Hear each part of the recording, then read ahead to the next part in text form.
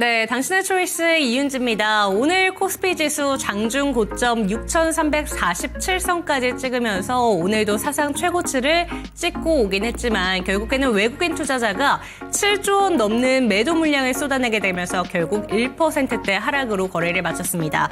오늘 시가총액 상위 종목들 좀 혼조 마감을 보여준 가운데 일단 반도체 투톱이 기술주 중심의 차익 매물이 빠져나오게 되면서 오늘은 흔들린 모습이 나타났고요. 반면에 오늘장의 히어로는 현대차였습니다. 현대차가 무려 10% 넘는 급등을 보여주게 되면서 현대차 관련된 종목들의 온기까지 퍼졌던 하루였는데요. 그래서 오늘 시장의 한 줄 평 이렇게 체크해봤습니다. 코스피 장중 최고치를 찍고 1%대 하락 전환, 반면에 현대차는 10% 급등 이렇게 잡아봤는데요. 2월의 마무리 날은 이렇게 하락으로 거래를 마쳤습니다만 이제 3월달을 어떻게 준비해야 되는 건가, 오늘 이 시간 두 분의 전문가와 함께 시장 이야기 나눠보도록 하겠습니다. 제 옆에는 JW 인베스트의 곽유정 대표, 토마토 투자자문의 황시준 운용역과 이 시간 함께합니다. 두 분 어서 오세요. 네, 안녕하세요. 안녕하십니까. 네, 두 분과 함께 시장에 대한 이야기를 본격적으로 나눠보기 전에 오늘도 여러분들이 종목 진단을 받을 수 있는 방법에 대해서 먼저 안내 도와드리겠습니다. 하단에 전화번호를 띄워드리고 있는데요. 01325-8200번으로 종목명, 매수가, 보유 비중 알려주시면서 갖고 계신 종목들에 대해서 질문 남겨주시기 바랍니다. 신규 매수 문의도 받고 있다는 점 기억해 주시고 전화 상담이 힘드시다면 유튜브 채팅창 열어두고 있으니까 많은 참여 기다리도록 하겠습니다. 그렇다면 두 분이 들고 오신 오늘 시장의 특징 종목 화면으로 만나보시죠. 네, 오늘 시장의 특징 종목으로는 이렇게 챙겨봤습니다. 한미반도체, LG화학 이렇게 살펴보도록 할 텐데 오늘 같은 시장에서 두 종목 모두 급등을 보여줬습니다. 특히나 한미반도체 같은 경우에는 해외에 장비를 또 수주했다라는 소식으로 오늘 급등세를 보였거든요. 네. 어떻게 보시나요? 특징 먼저 한번 짚어주시죠. 일단은 한미반도체 하면은 또 TC 본더 최강자 아니겠습니까? 그렇죠. 지난해까지만 하더라도 시장 점유율 70%를 가지고 가는 그런 이제 강자라고 볼 수가 있는데요. 사실 이제 한미반도체 같은 경우에는 지난해에는 움직임이 상대적으로 좀 더딘 흐름들을 보이긴 했습니다. 왜냐하면 지난 연초 이제 기점으로 해서 하나 비전의 자회사인 하나세미텍이 SK 하이닉스의 TC 본더를 이제 공급을 하기 시작하면서 아무래도 경쟁자가 등장하게 되면은 시장 점유율을 좀 뺏길 가능성이 높기 때문에 그런 부분들로 인해서 지난해 9월 달까지는 상대적으로 좀 지지부진한 움직임을 보여주긴 했었거든요. 근데 아무래도 SK 하이닉스와 삼성전자가 지난 이제 9월 달부터 랠리 흐름을 지속적으로 지금 보여주고 있는 데다가 또 올해는 HBM4에서 HBM4E에 대한 또 기대감까지 지금 현재 들어와주고 있는 중이기 때문에 그때까지는 여전히 TC 본더가 계속해서 활용이 될 가능성이 높기 때문에 실적에 대한 부분들로 봤을 때 일단은 역시나 이제 한미반도체가 고무적인 부분들이 있겠다 이렇게 이제 말씀드릴 수 있을 것 같고요. 최근에 또 한미반도체에 들어오는 이슈가 한미반도체가 원래는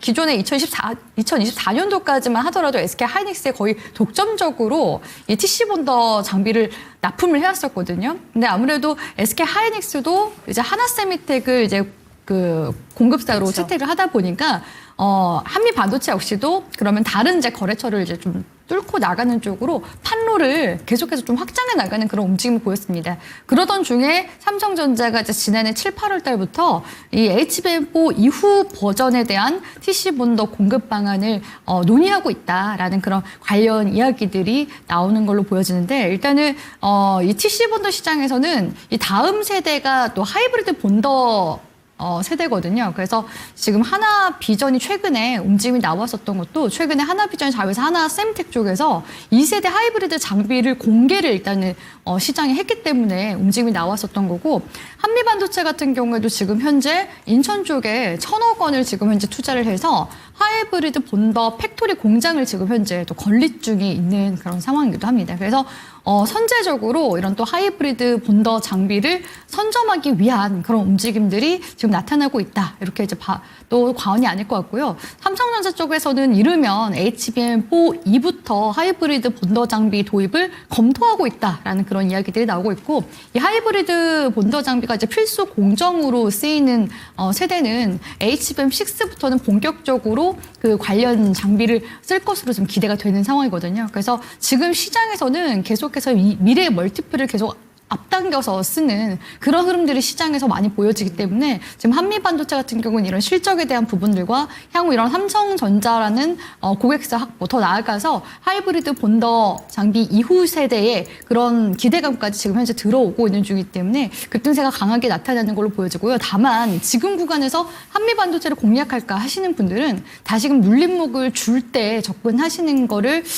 말씀을 드리고 싶습니다. 왜냐하면 최근에 반도체 종목들이 워낙 급등이 강하게 나오고 있는 상황이잖아요. 그래서 3월 달부터는 수급 손바뀜이 좀 어느 정도 일어날 가능성이 높기 때문에 2월 달에 이제 반도체 피날레를 한미반도체가 이렇게 흐름을 만들어갔다. 이런 관점으로 보시는 게 좋을 것 같습니다. 네, 반도체 랠리의 그 장식의 끝을 한미반도체가 해내고 있다는 점 짚어주셨습니다. 그렇기 때문에 오늘의 급등을 보고 나서 최근 흐름 보면서 이 종목 지금이라도 들어가야 될까라고 생각을 하신다면 수급 손바꿈이 또 나타날 수 있다는 점 경계하시면서 지금은 아니다라는 점 한번 체크해 보시면 좋을 것 같고요. 이번에는 LG화학을 한번 체크를 해보도록 하겠습니다. 오늘도 7%대 급등이 좀 확인이 되고 있는데 외국인들의 매수세가 심상치가 않습니다. 2월 달 보니까 단 3일을 제외하고 꾸준히 매수세가 들어오고 있는데요. 어떤 특징이 있을까요? 일단 오늘 LG화학뿐만 아니라 석유화학업종 전체적으로 좀 좋은 흐름을 네. 보였는데요. 좀 뜬금없는 분위기긴 합니다. 사실 석유화학 쪽은 지금 계속 구조조정 얘기가 나오고 있는 상황이고 어떻게 보면 그 구조조정 이후에 턴어라운드에 대한 기대감이 점점 많이 반영이 된다 이렇게 볼 수도 있을 것 같고요. 롯데케미칼 같은 경우는 오늘 장중에 10% 이상 올랐다가 조금 밀린 상태고 LG화학도 7%대로 마감을 했습니다. 거기에다가 더불어서 지금 석유화학 업체들 전반적은 알겠지만 몇 종목, 특히 LG화학이라든가 KCC 같은 업체들은 들고 있는 자산 대비 지금 주가가 많이 빠져 있다는 인식이 특히 외국인들 중심으로 많은 것 같고요. 그러면서 특히 주주 행동주의 펀드들 쪽에서 많은 그 주주 환원 정책이라든가 이런 부분들을 요구하고 있는 상황입니다. 그래서 LG화학 같은 경우도 지금 잘 아시는 LG 엔솔 지분을 지금 거의 80% 가까이 들고 있는데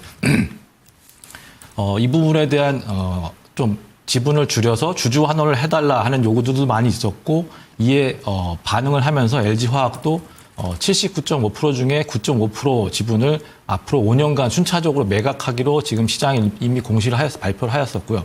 이렇게 되면 매년 2조 원 정도 자금이 생기게 됩니다. 그럼 이를 통해서 투자에 들어갈 수도 있고 일부분 주주 환원을 하지 않을까 하는 기대감이 좀 많이 반영이 된다 이렇게 볼 수 있을 것 같고요.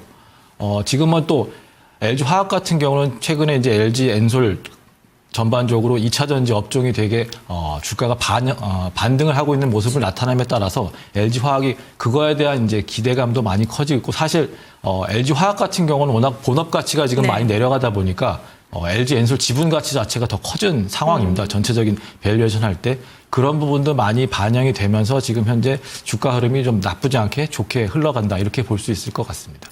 네, 화학 섹터 전반적인 흐름을 짚어주셨습니다. 그런데 LG화학 같은 경우에는 석유 자체로, 이 석화기업 자체로도 요새 반등이 나타나고 있지만 2차 전지 업종의 반등까지 생각해 본다면 이 종목 눈여겨보시면 좋을 것 같다라는 내용까지 함께 챙겨주셨습니다. 오늘 시장의 특징 종목으로는 한미반도체와 LG화학 이렇게 챙겨봤습니다.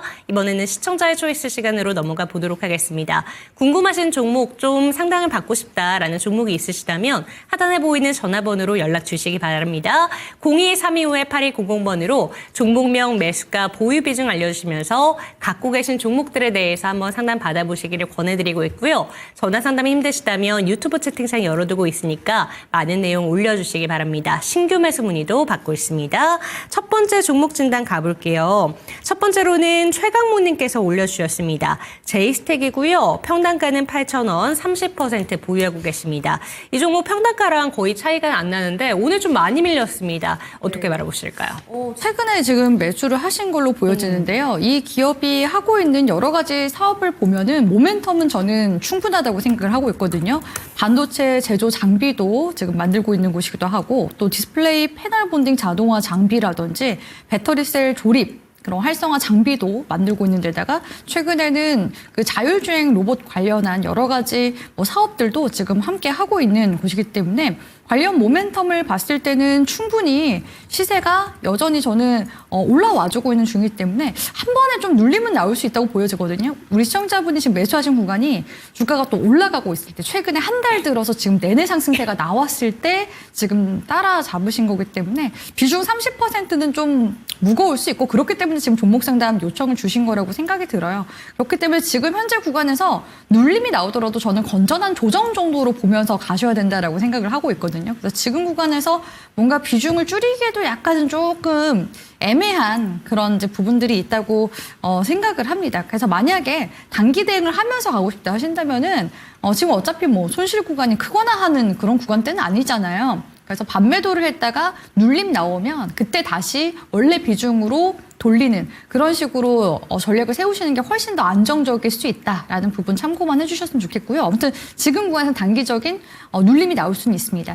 만약에 이런 변동성 상관없이 저는 그냥 그대로 들고 갈 수 있습니다. 네. 한다면은 저는 충분히 그냥 보유하셔도 괜찮다고 보고 있거든요. 적어도 10,000원대 구간까지는 상단 구간 열려 있고 월봉 그램 봤을 때도 지금 의미 있는 지금 60월선 구간대 중장기 이평선 돌파 흐름이 지금 나타나주고 있는 중이기 때문에 다음 달에는 또 인터배터리 이슈도 들어오고 있는 만큼 이런 또 2차 전지 쪽으로 관련 이슈가 들어올 가능성도 높기 때문에 일단은 보유 관점 내지는 리스크 관리를 하실 거면은 반매도 이후 눌렸을 때 다시 원래 비중으로 이렇게 전략을 세워드리도록 하겠습니다. 네, 조정이 나올 수 있다는 점 한번 기억해 보시면서 비중을 반 정도 줄여보는 게 어떨까라는 의견도 주셨지만 인터배터리라는 이 이벤트를 또 앞두고 있기 때문에 이 종목이 올라갈 수 있는 가능성에 대해서도 열어주셨습니다. 목표치로는 10,000원까지 제시를 해주셨기 때문에 비중 그대로 홀딩을 하시거나 아니면 반 정도는 매도를 하시고 이 조정 기간을 좀 차곡차곡 기다려보자라는 의견까지 챙겨가셨으면 좋겠고요. 다음 종목 가보도록 하겠습니다. 두 번째 종목은 수익내자님의 종목이고요. 한화비전 살펴보도록 하겠습니다. 66,800원에 5% 보유하고 계십니다. 조금 더 들고 가도 될지 질문 주셨는데 평단가 어떻게 바라보실까요? 평단가는 뭐 최근 사신 것 같은데 네. 잘 사셔서 아주 많은 수익 구간에 들어가셔서 뭐 그쵸. 축하드리고요. 비중이 좀 작아서도 안타깝긴 한데 지금 현재 거의 지난번 9만 원대 찍고 살짝 내려와서 지금 8만 5천 원 오늘 종가를 기록하고 있습니다. 아까 강 대표님이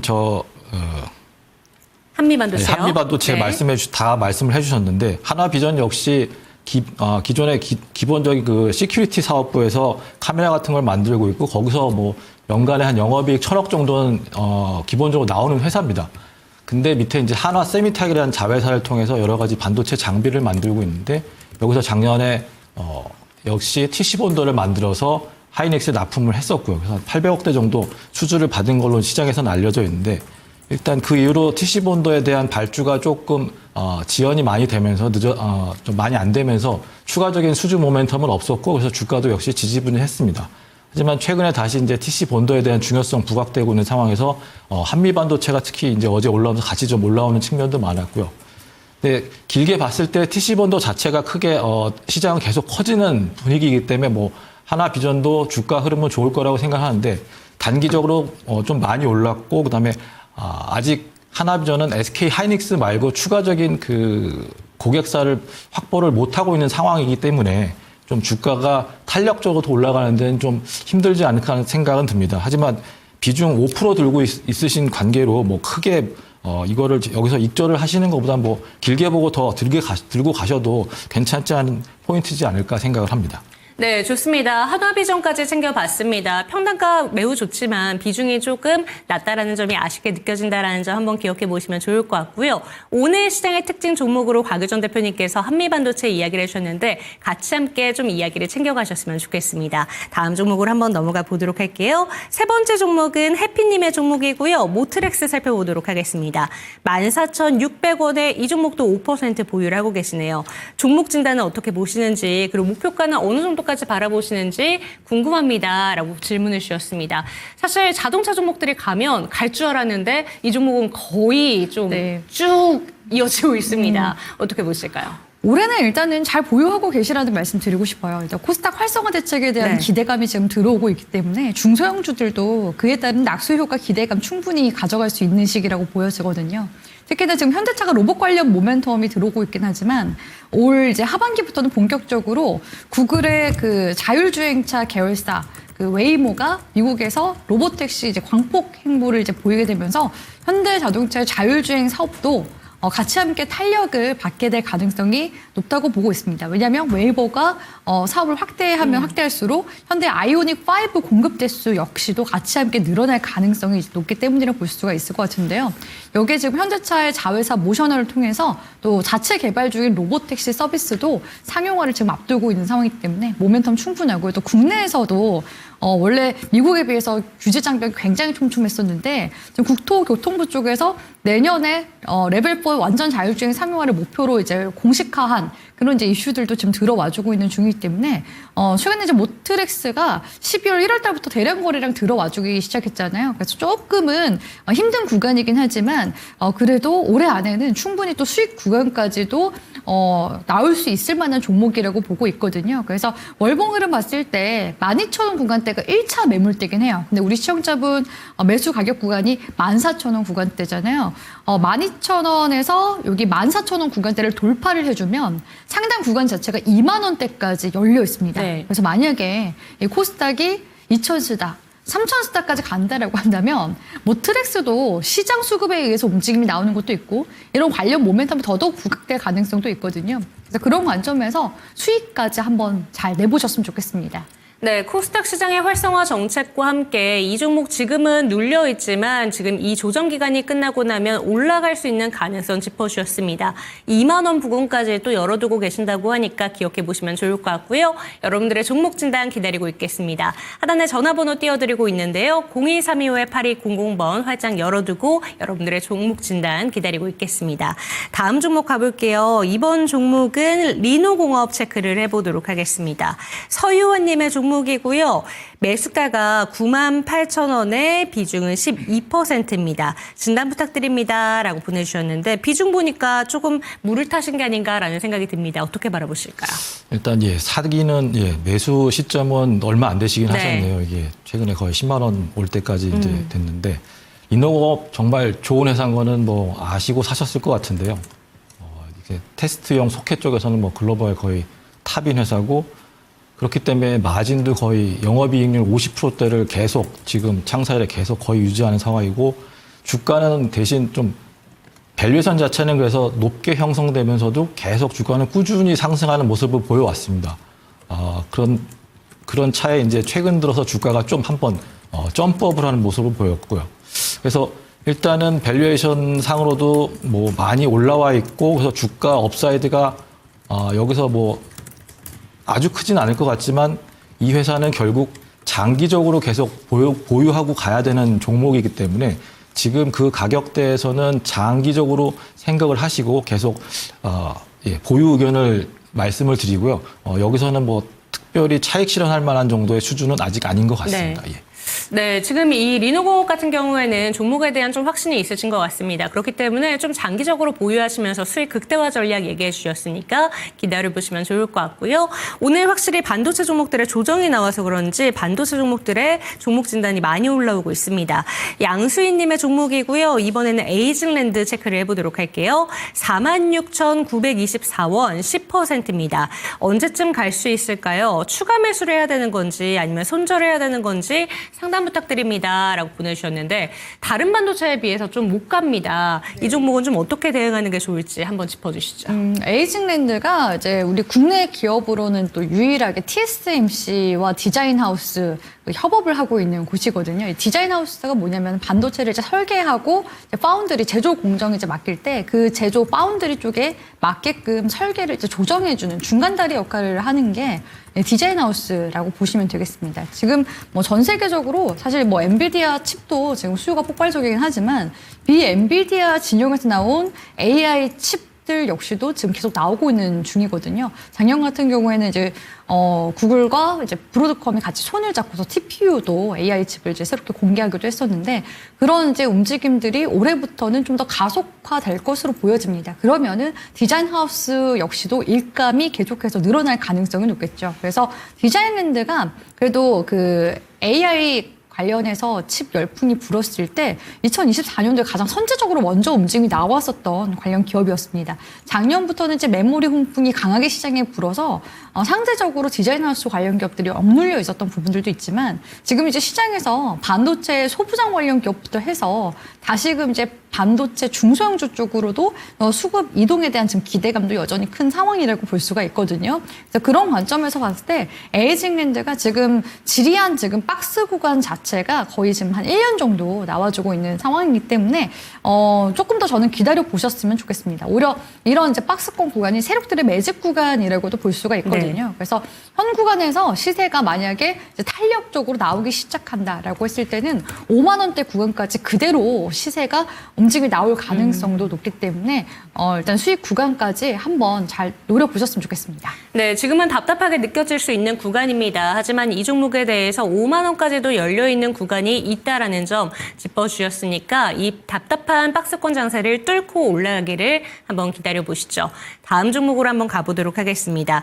이번 종목은 처음처럼님의 종목이고요. 5G 관련된 종목 통신장비 솔리드 체크해 보도록 하겠습니다. 9,300원에 30%입니다. 오래된 종목이라서 만 원이 넘어가면 매도하려고 기다리고 있는데 또다시 하락하네요. 실적도 좋고 나오고 있는데 왜 안 올라가는지 기다린다면 다시금 만 원을 넘길 수 있을까요? 라는 질문 주셨습니다. 어떻게 보실까요? 예, 솔리드 저도 굉장히 오랜만에 들어보는 종목인데요. 네. 이 통신 장비 회사들은 굉장히 좀 긴 사이클로 한 번씩 큰 움직임을 보이는데 그게 지난 2020년이었고 이번에 조금 올라오는 분위기가 다시 있습니다. 그래서 제가 알기로 5G 쪽은 우리나라가 기본적인 근데 투자는 다 끝났고 5G 코어와 관련해서 이게 이제 AI 관련된 속도를 높이기 위해서 관련된 투자를 좀 하는 걸로 알고 있고요. 이런 쪽은 좀 투자가 늘어날 것 같은데 솔리드가 주력을 하고 있는 광중계기 같은 경우는 특별히 더 투자 모멘텀이 세진 않은 걸로 알고 있습니다. 그래서 기본적인 투자는 계속 일어나고 있고 또 이 솔리드라는 회사는 일본이라든가 해외 쪽 수주를 많이 받고 있는 회사라서 국내 투자와 상관없이 숫자 자체는 꾸준하게 나왔는데 말씀드린 것처럼 이 이동 통신 쪽 장비 회사들은 한번 큰 모멘텀이 왔을 때 주가가 과거 20년에 보셨던 것처럼 거의 뭐 바닥에서 2배, 3배 막 이렇게 올라가는 흐름이 나타나는데 최근에는 이 솔리드가 하고 있는 광중계기업 쪽은 크나큰 모멘텀이 잘 없는 상황이라서 아마 주가가 좀 더디게 올라가는 것 같고요. 그래도 워낙 숫자가 잘 나오고 하는 부분이 있기 때문에 제가 볼 때 다시 한번 최근엔 다시 반도체나 이런 쪽에 워낙 관심이 다 주목돼서 지금 관심이 이쪽에 안 쏠려서 그런 것 같고요. 다시 한번 이 장비 쪽, 통신 장비 쪽에 대한 관심이 좀 쏠리는 시기가 아마 조만간 또 나타날 것 같습니다. 최근 국내에서 그런 부분에 투자 얘기는 많이 나오고 있기 때문에 그래서 솔리드가 그쪽에 직접적인 연관성은 좀 적더라도 그 테마에 엮여서라도 같이 올라갈 가능성이 좀 있기 때문에 만 원 정도까지는 충분히 회복할 여력이 보인다고 생각돼서 그 부분에 올라오면은 가지고 계신 30% 많이 들고 계시니까 네. 일정 부분 좀 비중을 조절해 가면서 대응을 하시는 게 어떨까 그렇게 조언을 드립니다. 네, 테마에 바람을 탄다면 만 원 정도는 갈 수 있는 종목이기 때문에 그때는 한번 비중을 줄여보셔라 라는 점 짚어주셨고 지금 보유하고 계신 이 9,300원 만 원까지 보유할 수 있을까요? 이 질문에 대해서는 긍정적인 의견이 나왔습니다. 02-325-8100번으로 전화 상담 주셔도 좋고요. 유튜브 채팅창 열어두고 있으니까 많은 내용 올려주시죠. 다음 종목 진단 가보도록 하겠습니다. 이번 종목은 발라리아님의 종목이고요. 한국전력 살펴보도록 할게요. 63,000원에 25% 살려주세요. 오늘 7% 넘게 빠지고 있습니다. 거래량에 실린 하락은 앞으로 더 빠진다는 의미인 건지 손절해야 되는지 문의를 주셨는데 실적이 좀 아쉽게 나왔다고 합니다. 어떻게 바라보실까요, 대표님? 오늘 보니까 외국인 매도세가 좀 있었고요. 최근에 보험 투신 연기금 쪽에서 일부 좀 차익 실현 움직임이 나오긴 했습니다. 그래서 보통은 이런 실적 이슈가 나오고 나면은 단기적인 재료 소멸로 주가가 빠지는 경우들도 있고요. 한국전력이 사실 매출만 봤을 때는 역대 최대 실적을 기록하고 네. 있지만 영업이익이 사실 좀 아쉬운 부분이 있고요. 그리고 부채 수준도 여전히 좀 많은 수준이긴 합니다. 근데 그런 와중에 지금 한국전력의 한수원과 그 기존의 그 바라카 원전 때 그 추가 건설 비용 그 1조 원을 두고서 지금 또 논쟁 관계에 있는 그런 상황이거든요. 그런 이제 갈등 관계까지도 좀 부각이 되면서 사실은 좀 압박하는 그런 흐름들이 좀 나와줬다 이렇게 볼 수 있을 것 같긴 한데 사실 한국전력은 이제 우리가 흐름을 실적에 대한 부분들보다도 원전 관련주로 최근에 이제 시세가 많이 끌어올려진 부분들이 있다고 저는 보여지거든요. 그래서 원전 종목들이 지금 시세가 꺾였냐 이렇게 봤을 때 최근에 건설주들도 지금 계속해서 움직임이 나오고 있는 중이고 또 오늘 시장에서는 두산 에너빌리티도 긍정적인 움직임이 나왔습니다. 그래서 한국전력의 이러한 움직임은 잠시 좀 쉬어가는 그런 움직임으로 보이기 때문에 지금 시점에서는 사실 저는 이런 원전 사이클이 이제 2차 사이클에 진입했다고 보고 있긴 하거든요. 그래서 한국전력 흐름 볼 때 일봉상으로 봤을 때는 정말 많이 올랐다. 네. 이렇게 이제 보실 수 있을 것 같아요. 이제 월봉 흐름을 보면은 지난 2015년도 정고점 구간대를 최근 이제 근래 들어서 뚫어주기 시작했고 관련 매물들을 좀 소화하고 있는 그런 구간대거든요.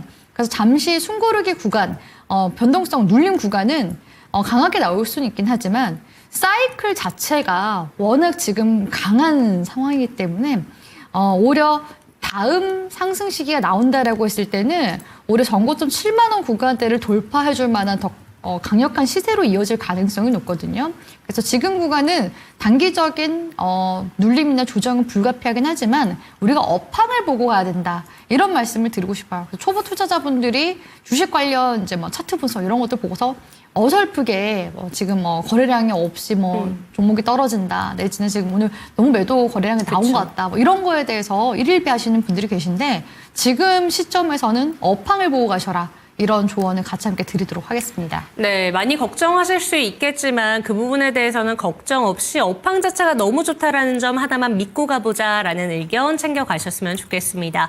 다음 종목 진단은 저희 전화 연결되어 있다고 하니까 시청자님과 인사 나눠보도록 하겠습니다. 시청자님 안녕하세요. 예, 안녕하세요. 수고하셨습니다. 네, 반갑습니다. 어떤 종목 궁금하실까요? 이수페타스. 이수페타시스요. 예, 예. 평단가랑 비중 한 번만 알려주시죠. 예, 매수가 11만 2,400원에 한 10% 됩니다. 11만 2,400원에 10%면 시청자님 이 종목 언제쯤 매수하셨을까요? 24일 날. 24일이요? 최근에? 예, 예. 네, 그러면 지금 24일에 매수를 하시고 오늘 좀 시원하게 올랐는데 어떤 게 가장 궁금하실까요? 또 매도 네. 시점을 조금 알고 싶었어요. 네, 알겠습니다. 그럼 이 종목을 언제쯤 매도하면 좋은지 저희가 운용예님과 함께 이야기 나눠볼 테니까 한번 들어보시죠. 예, 예, 감사합니다. 네, 이 종목을 24일에 매수를 하셨대요. 네, 최근에 매수를 하셨고 목표가를 어느 정도까지 보는 게 좋은지 질문 주셨거든요. 어떻게 보실까요? 일단 저는 한 14만 원에서 15만 원까지는 14만 원, 보고 15만 원? 있고요. 네.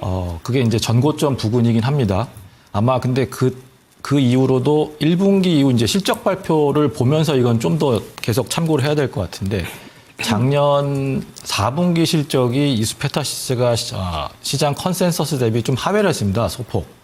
그래서 작년에 소부장 종목 중에 올 초에 이런 식으로 작년 4분기 실적이 조금씩 미스를 하면서 많이 네. 빠졌던 종목들이 많았었는데요. 이수페타시스 역시 그랬고 워낙 기대감이 올랐던 거에 비해서 이제 조금씩 하회를 하다 보니까 주가의 하락폭이 컸었고요. 그때 당시엔 또 밸류에이션도 좀 많이 올라 있던 상태였습니다. 근데 최근에 이제 거의 한 10만 원대까지 하락하면서 밸류에이션 부담은 좀 많이 극복이 됐고 또 올해 같은 경우 작년에 빠질 때 이제 캐파에 대한 부담, 그러니까 캐파를 못 올리고 있다는 그 부담감 때문에 주가가 좀 더 약세를 보였던 것도 있는데 최근에는 그 캐파도 지금 증설을 하려고 하는 모습을 보이고 있고 역시나 MLB 같은 경우는 계속 글로벌하게 쇼티 사태입니다. 지금 같은 어떻게 보면 피화라고 볼 수 있는 대덕전자 같은 경우는 그런 거에 상관없이 주가가 계속 쭉 올라왔었거든요. 최근까지도. 반면에 이수페타시스는 상대적으로 약세를 보였는데 최근 들어서 반등이 나오고 있는 게 올해 실적에 대한 견고함은 여전히 계속 지속되기 때문이라고 생각이 들고요. 특히 이제 오늘 같은 경우 거래가 좀 많이 수반되면서 그동안 주가가 계속 기술적으로 봤을 때 이 60에서 계속 부딪히면서 빠졌었는데 오늘 그거를 힘차게 뚫었기 때문에 아마 향후에는 좀 더 올라갈 여지가 많이 보이고요. 그래서 제 목표가도 원래 14만 원 정도였는데 아마 1분기 실적 나오는 흐름을 봤을 때는 좀 더 계속 상향할 여지가 많다 이렇게 생각을 하고 있습니다. 네, 시청자님 이스페타시스 매수 잘하신 것 같습니다. 일단은 운용유님께서 14만 원에서 15만 원 정도를 바라보시는데 1분기 실적이 잘 나온다면 그보다 더 상향이 가능할 것 같다라고 이야기하시거든요. 실적 발표 이후에 다시 한번 문의 주시면 좋을 것 같습니다. 도움 되셨을까요? 예, 많은 도움이 되었습니다. 감사합니다. 네, 다시 한번 연락 주세요. 예, 수고하세요. 네, 이렇게 이스페타시스 전화상담 도와드렸고요. 다음 종목 진단은 수련님의 종목으로 가보도록 하겠습니다. 세비캠이고요. 평단가는 45,500원, 12%. 계속 보유를 한다면 좀 올라올 수 있을지 이렇게 문의를 주셨는데 여전히 좀 손실권역입니다. 이 종목 어떻게 보실까요? 네, 잘 보유하고 계시고 있고요. 본전 부근대까지 계속 움직임이 왔다 갔다 좀 변동성이 있는 모습 보여지긴 합니다. 원래 이제 세비캠이 하고 있는 사업 부문을 보면은 이제 폐배터리 사업을 주력으로 하고 있는 곳이고 또 최근엔 또 신재생 에너지 사업도 계속 전개를 하고 있기 때문에 긍정적인 그런 사업 모멘텀은 있다고 생각을 하고 있거든요. 거기에다가 리튬 쪽도 최근에 가격이 반등세가 나오고 있기 때문에 그런 점에 있어서도 그런 리튬 생산 가는 기업들이 반사익 수혜를 받을 수 있고 거기에다가 최근에 미국 쪽에서 그 인조 흡연 특히나 이제 중국산 인조 흡연에 대해서 반덤핑 관세를 이제 매기게 되면은 또 이런 음극재나 이런 원자재를 또 생산하는 기업들이 우리 특히나 국내 기업들이 반사익 수혜를 볼 가능성이 높기 때문에 그래서 지금 움직임이 만들어지는 거라고 보여지거든요. 특히 세비캠 쪽에서 올해는 전구체 복합팩 그 생산 능력을 2배 정도 이제 확대를 할 것이다라는 관련 이슈가 1, 2년 전부터 계속 나왔습니다. 그래서 이런 부분들이 시장에서 이제 부각이 된다면은 충분히 시세 탄력도 더 가져갈 수 있는 그런 종목이라고 보고 있거든요. 그래서 올해는 2차 전지 관련 이제 업종 그 섹터 자체가 지금 현재 ESS 모멘텀이라든지 로봇 배터리 그런 이제 모멘텀도 같이 함께 좀 엮여져 있는 데다가 유럽 쪽에서도 전기차 보조금 정책 다시 확대한다라는 그런 정책에 대한 기대감도 지금 현재 들어와주고 있는 상황이기 때문에 충분히 2차 전지 섹터 내에서도 이런 폐배터리 관련 종목들 수혜 가능성 높다고 보고 있고요. 그런 관점에서 세비캠이 지난해 기점으로 해서 시세가 조금씩 살아나고 있는 모습들 관측이 되고 있습니다. 그래서 지금 현재 구간에서는 그래도 올해 중에는 5만 원 구간대 도달 가능성 굉장히 높고요. 만약에 중장기적으로 흐름 본다라고 했을 때는 지금 상단 의미 있는 저항 지지 라인대가 7만 원대이긴 하거든요. 그래서 일단 1차적으로 제가 말씀드린 상단 라인인 5만 원대 구간까지 좀 노려보시면서 올 이제 하반기쯤에 2차 전지 업황 자체가 살아난다 했을 때는 그때는 7만 원까지 끌고 가시는 전략으로 한번 잘 진행해 보시길 바라겠습니다. 네, 좋습니다. 세비캠까지 저희가 종목 진단 도와드렸습니다. 여기서 종목 진단은 마무리를 해보도록 하겠습니다. 그렇다면 이어서 박예지 캐스터와 함께 토마토 AI에게 픽한 4가지의 뉴스 기사들 확인해 보시죠. 토마토 AI가 선정한 오늘의 뉴스입니다. 유안타증권이 올해 코스피의 전망치를 8천으로 상향 제시했습니다. 현대차그룹이 전북 새만금에 9조 원을 투자해 미래 신사업 거점을 구축합니다. 한국전력이 지난해 역대 최대 수준의 영업이익에도 불구하고 급락으로 마감했습니다. 두산이 올해 안에 자사주를 사실상 전략 소각합니다. 먼저 첫 번째 뉴스입니다. 유안타증권이 올해 코스피가 8,000포인트에 도달할 수 있다는 전망을 내놓았습니다. 글로벌 유동성 환경이 우호적인 가운데 국내 증시의 체질 개선이 이어지고 있다는 판단인데요. 유안타증권은 보고서를 통해 기존 6,300에서 7,100선으로 제시했던 코스피의 상단 예상 밴드를 이제는 7,100에서 8,000선으로 상향 조정했습니다.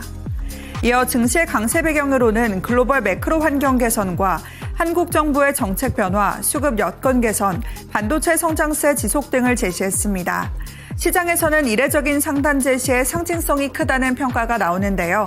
한 자산운용 관계자는 8,000선은 단기 목표라기보다는 구조적 이익 개선과 정책 신뢰 회복을 전제로 한 시나리오라며 반도체 이익이 숫자로 확인되고 밸류업 정책이 일회성에 그치지 않아야 현실화될 수 있다고 설명했습니다. 이어서 다음 뉴스입니다. 현대차그룹이 전북새만금에 9조 원을 투자해 로봇과 AI, 수소에너지를 아우르는 미래성장 거점을 구축합니다. 이번 투자는 지난해 현대차그룹이 발표한 125조 2천억 원 규모의 중장기 투자 계획의 일환으로 AI 데이터 센터에 5조 8천억 원, 로봇 클러스터에 4천억 원 등을 투입하는 것으로 알려졌는데요. 이에 대해 이재명 대통령은 기업의 과감한 결단에 정부는 더욱더 과감한 지원으로 화답하겠다고 발표했습니다. 이어 새만금은 여의도 면적의 약 140배 달하는 광활한 부지와 풍부한 일조량을 자랑하며 물류와 교통 인프라 또한 탄탄히 갖춰나가고 있다며 현대차그룹의 혁신 역량과 풍부한 자원이 합쳐진다면 새만금은 최적의 시너지를 발휘하는 기회의 땅이 될 것이라고 말했습니다. 현대차그룹은 이번 사업을 통해 피지컬 AI와 탄소 중립 시대를 선도하는 미래 기술 기업으로 도약하겠다는 구상입니다. 이어서 다음 뉴스입니다. 한국전력이 지난해 창사 이래 최대 실적을 기록했습니다. 국제 연료 가격 하락과 재정 건전성 노력으로 수익성이 크게 개선되며 지난해 영업이익은 전년 대비 61.7% 증가한 13조 5,248억 원을 기록했습니다. 이에 따라 정부의 전기요금 인하 요구가 커질 것으로 예상되는 가운데 한전은 난색을 보이고 있는데요. 여전히 206조 원의 부채와 130조 원에 달하는 차입금이 남아있어 하루 이자 비용으로만 119억 원을 부담하고 있는 것으로 파악됐습니다. 한편 시장은 최근 국제유가 상승이 목격되는 가운데 4분기 실적이 시장 기대치를 하회한 데 주목했는데요. 작년 4분기에 있었던 자회사의 대규모 해외 사업 손실 반영이 주요 원인으로 파악되며 전년 대비 16.5% 하락한 배당 성향도 아쉽다는 평가가 나오고 있습니다. 끝으로 마지막 뉴스입니다. 두산이 올해 내 자사주를 사실상 전량 소각합니다. 두산은 이날 이사회를 열고 RSU 제도 운용에 필요한 자사주를 제외한 256만 주를 올해 안에 전량 소각할 것을 결의했다고 공시했습니다. 이는 발행 주식 총수의 약 12.2%로 3조 1,207억 원에 달하는 규모인 것으로 알려졌는데요. 자사주 소각을 의무화하는 3차 상법 개정안이 국회를 통과한 지 하루 만에 나온 조치로 두산은 주주환원 강화와 기업가치 제고를 위한 것이라고 명시했습니다. 이에 대해 DS투자증권은 동종기업 대비 차별화가 더욱더 명확해졌다며 목표 주가를 기존 180만 원에서 200만 원으로 상향 조정했습니다. 금요일장의 주요 증시 뉴스 짚어봤습니다. 이 밖에 오늘의 테마주와 종목 한 줄 브리핑까지 알고 싶다면 증권통 모바일 앱에서 확인해 볼 수 있습니다. 지금까지 AI 뉴스로 정리해드렸습니다. 네, 오늘 시장에서 체크해야 되는 4가지의 뉴스 기사들 확인하고 오셨고요. 이번에는 목표가 도달 종목들 체크해 보도록 하겠습니다. 곽유정 대표가 추천해 주신 종목 중에 무려 4가지 종목이나 목표가 도달이 됐는데요. 첫 번째 종목으로는 9월 달에 추천을 받았던 덕산 하이메탈입니다. 무려 4차 목표가에 도달이 됐어요. 네. 지금 시점에서는 어떻게 하는 게 좋을까요? 지금 시점에서는 한번 입조를 하고 가시는 게 좋지 않을까 네. 라고 생각이 드는 시점인데요. 말씀드렸다시피 3월 달에는 반도체주들이 약간 좀 수급이 쉬어갈 가능성이 높습니다. 그리고 덕산 하이메탈이 제가 14,000원으로 그 상향해드렸었던 가격 구간대가 과거 2011년도에서 13년도 매물대 구간만치 지금 올라와준 상황이거든요. 그렇기 때문에 지금 현재 구간에서는 조정 가능성이 조금 더 강하게 나타날 가능성이 높기 때문에 이제 9월달 관심 종목 제시하고 나서 지금 거의 수익률이 200% 가까이 네. 나왔잖아요. 이 정도면은 한 번은 끊고 가야 되지 않나라고 보고 있기 때문에 저는 일단 매도 의견 드리도록 하겠습니다. 네, 이번에는 이 종목에 대해서 일단 한번 끊고 가자라는 의견 주셨습니다. 다음 종목으로는 셀트리온 한번 체크를 해보도록 할 텐데 2차 목표가인 25만 원이 도달되고 나서 지금은 약간 눌려 있습니다. 근데 관세 리스크도 해소가 됐으니까 더 들고 가야 되는 건지 어떻게 보실까요? 맞습니다. 최근에 그 관세 리스크 해소 관련해서 가장 이제 증권가 쪽에서 최선호주 제약바이오 종목으로 셀트리온과 삼성바이오로직스 그리고 삼성 에피스 홀딩스 그리고 롯데바이오로직스 이렇게 이제 종목들을 꼽더라고요. 그만큼 이 기관 쪽에서 선호하는 기업이 됐다라는 점이 저는 의미가 있다고 생각하기 때문에 제가 이 종목 1월 달에 드리고 나서 단기간 좀 가파르게 올라와준 상황이잖아요. 저는 보다 장기적으로 올 한 해 동안 조금 더 길게 보고 가셨으면 좋겠습니다. 네. 그래서 다음 구간 같은 경우에는 30만 원 그냥 제가 최대한 높게 목표가 설정해서 잡아드리도록 하겠습니다. 네, 이 종목에 대해서는 수익을 한번 극대화해보자라는 의견을 어필해 주신 것 같고요. 일단은 30만 원 제시해 주셨습니다. 다음 종목은 오늘 신고가를 간 종목입니다. 삼성 SDI죠. 이 종목 어떻게 끌고 갈까요? 네, 제가 뭐 앞서서 2차 전지 관련해서 그 종목 상담 도와드릴 때 3월 달에 또 인터배터리 이슈도 한번 주목해 봅시다라는 말씀을 드렸었는데 지금 이제 삼성 SDI가 전고체 배터리를 지금 만들고 있지 않습니까? 내년에 이제 상용화 양산이 좀 기대가 되는데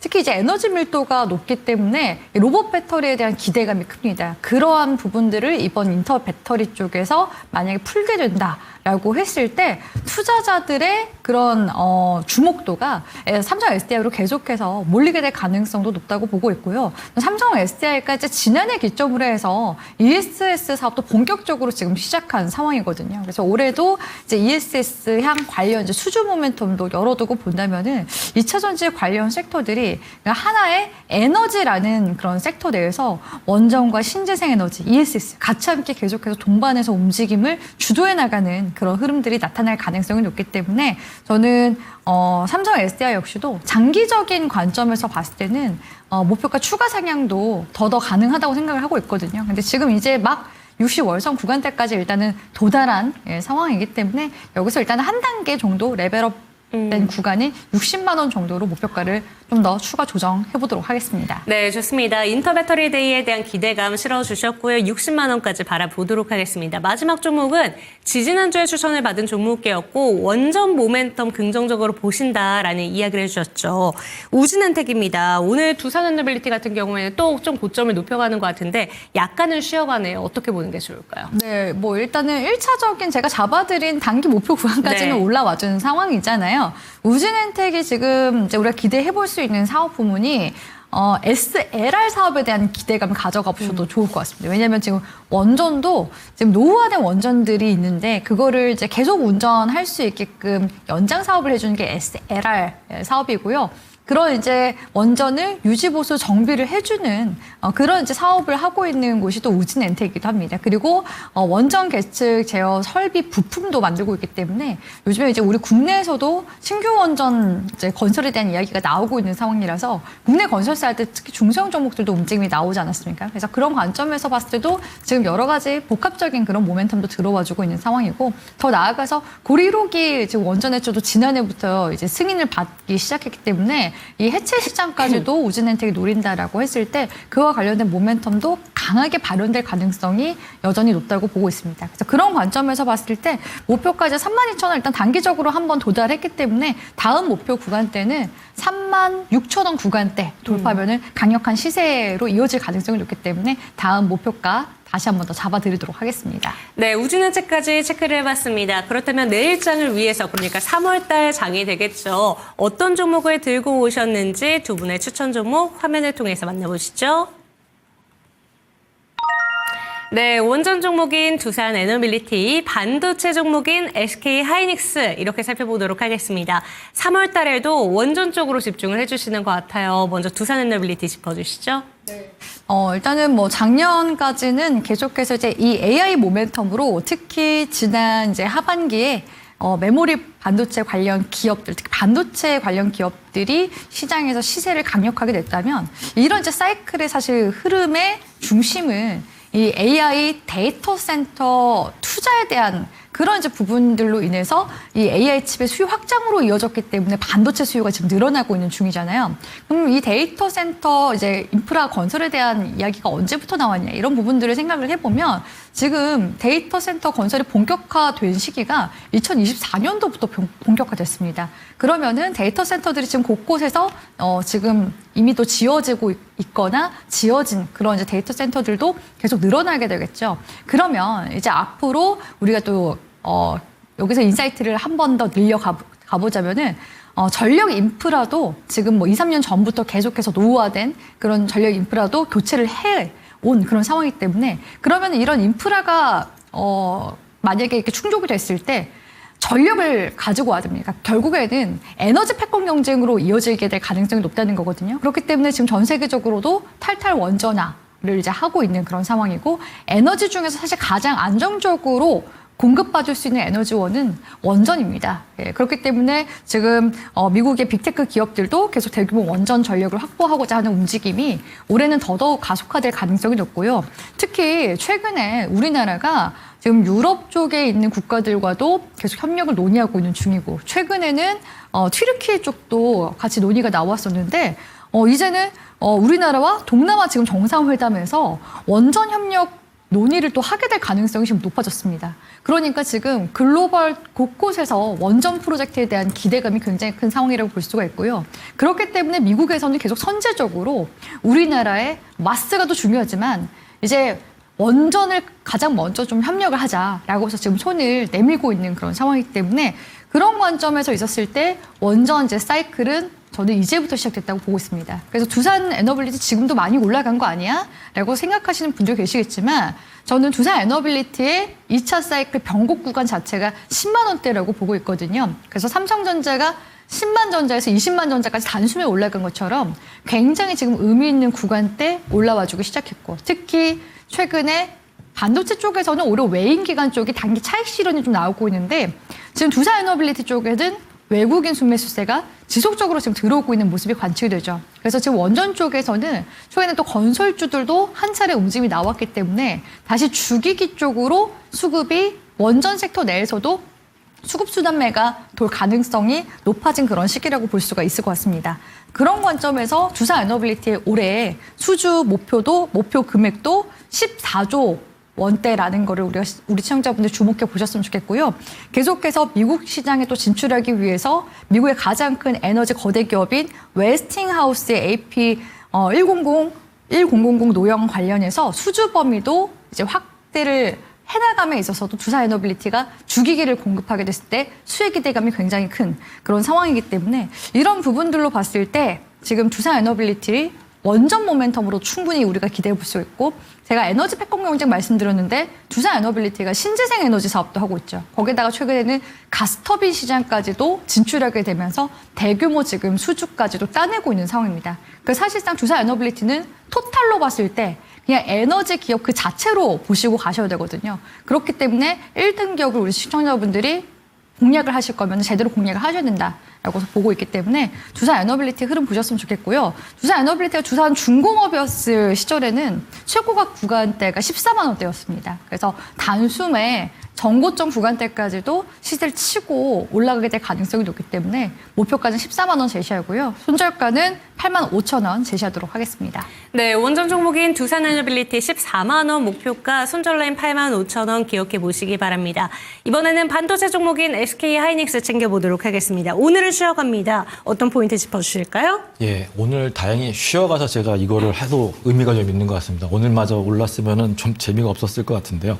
일단 2월 그 전에 하이닉스가 더 많이 올랐기 때문에 그런 것도 있겠지만 이번 2월 한 달간 봤을 때 삼성전자가 거의 35% 정도 올랐는데 하이닉스는 16%, 7% 오늘까지 오른 것 같습니다. 그래서 네. 절반밖에 못 올랐고요. 3월 달에는 특히 이제 1분기 실적에 대한 가시권이 들어가면서 언급이 조금씩 더 나올 거고요. 그러면 아마 계속 어닝은 상향 조정될 거고, 최근에 노무라 이런 데서 엄청 많은 숫자를 올리면서 지금 계속 얘기가 나오고 있는데, 거기다가 수면 아래로 최근에 좀 내려가긴 했지만 다시 그 ADR을 통한 미국 상장 이슈가 아마 재개될 가능성이 높은 것 같습니다. 워낙 하이닉스가 밸류에이션을 낮게 받고 있는데, 물론 이게 메모리 업체들의 특성상 사이클 주식이라는 게 아직도 인식이 워낙 강해서 실적이 잘 나올 때 오히려 밸류에이션 PE로는 낮게 받는 그런 게 계속 지금도 지속되고 있는데, 그걸 극복하기 위해서도 아마 하이닉스에서는 미국 상장을 추진할 가능성이 높다고 계속 시장에서도 회자가 되고 있는 상황이었고요.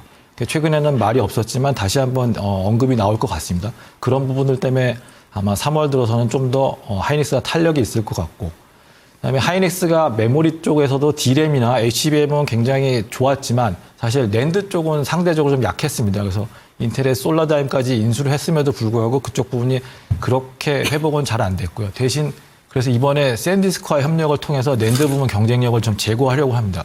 지금 아시는 것처럼 그 AI가 추론 쪽으로 가면서 그 추론 관련 메모리가 필요한데, 그 내재에 대한 메모리가 필요한데 그거를 낸드를 이용한 HBF라는 방식으로 나오려고 하고 있고 그런 부분에 있어서 샌디스크와 하이닉스의 협력은 꼭 어떻게 보면 하이닉스는 필요하다고 볼 수도 있었을 것 같고요. 그런 부분이 부족했던 하이닉스의 자리를 채워주면서 좀 더 경쟁력을 키워줄 수 있는 그런 부분이 될 수 있을 것 같습니다. 그래서 최근에 또 21조 투자 뉴스가 나왔었죠. 지금 용인 같은 경우 지금 1단계에서 구조 투자를 계속 하고 있었는데 워낙 쇼치 사태가 지속되다 보니까 이게 빨리 투자를 늘려야겠다는 생각을 했고 그래서 21조 투자 발표를 했습니다. 이거에 대해서 다시 공급 과잉 이슈에 대한 얘기가 나오기도 하지만 결국 우리가 지금 시장에서 모르는 부분이 가장 크게 모르는 부분이 말씀드렸던 이 추론 관련돼서 그다음에 에이전트 AI 관련돼서 우리가 사용되는 토큰의 숫자가 기하급수적으로 늘어나기 때문에 이 메모리의 수요 자체도 엄청 늘어나는 부분이 생길 수밖에 없습니다. 근데 공급이 그거를 커버를 못 해줄 가능성이 점점 더 커지고 있기 때문에 이 21조 투자 뉴스는 오히려 긍정적으로 봐야 된다 이렇게 보고 있습니다. 그렇기 때문에 다음 달부터는 하이닉스가 좀 더 계속 갈 수 있는 여지는 계속 있다 이렇게 보고 있습니다. 네, 반도체 투톱을 비교를 해봤을 때 삼성전자에 비해서 2월 한 달 동안의 퍼포먼스가 좀 덜했다라는 점을 3월 달에 오히려 좀 긍정적으로 봐주신 것 같습니다. 체크가 되셨으면 좋겠고요. 그렇다면 SK 하이닉스의 목표가 어느 정도로 말해보실까요? 저는 일단 140만 원 1차 목표가를 제시하겠습니다. 손절 라인은 따로 없을까요? 예, 없습니다. 네, 이 SK 하이닉스 목표가 140만 원까지 기억해 보시고 그렇다면 곽유정 대표의 다음 주 전략 한번 챙겨보도록 하겠습니다. 3월 달입니다. 어떻게 보실까요? 네, 일단은 뭐 이미 코스피 쪽에서는 외인 기관 수급이 지금 단기 차익 실현이 지금 일어나고 있는 중이기 때문에 상대적으로 2월달 지지부진했었던 코스닥 상승 랠리에 대한 기대감이 지금 이전되고 있다고 보고 있거든요. 그래서 그런 관점에서 최근에 코스닥 쪽에 외국인 자금이 간헐적으로 계속 들어와주고 있다라는 점 주목해 보셨으면 좋겠고요.